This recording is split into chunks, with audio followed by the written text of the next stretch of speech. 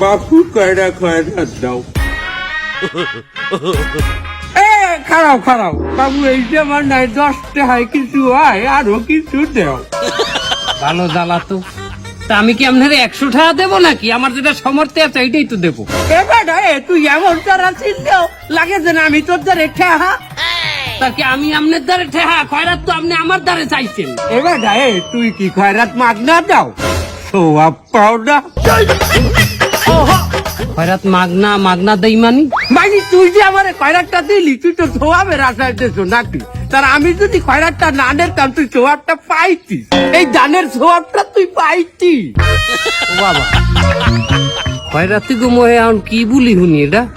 এবার দেখুন, আমরা যদি খয়রাত নেওয়া বন্ধ করিয়ে দেই, স্ট্রাইক করি, তোরা এই দানের ছোঁয়া পাবি কই, চিন্তা করিয়ে দে। বাবু তুই আরো 10 টাকা দে, লোক আমি দোয়া হবো না, এই 10 টাকা তোর জলে যাইবে। তাছাড়া তুই আইডে যাইছিস, তোর রাস্তাঘাটে একদিকে মেলা হতো, কোথায় কি অ্যাক্সিডেন্ট কি বালা মুসিবত কি হয় না না হয়, তুই 10 টাকা দে। পারি না, যা কইলে অ্যাক্সিডেন্টের কথা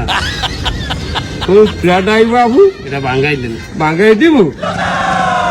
তার ওই তুমি এখানে খারাইও, আমি পরের দিন দিব, আমার ভাঙতি নাই।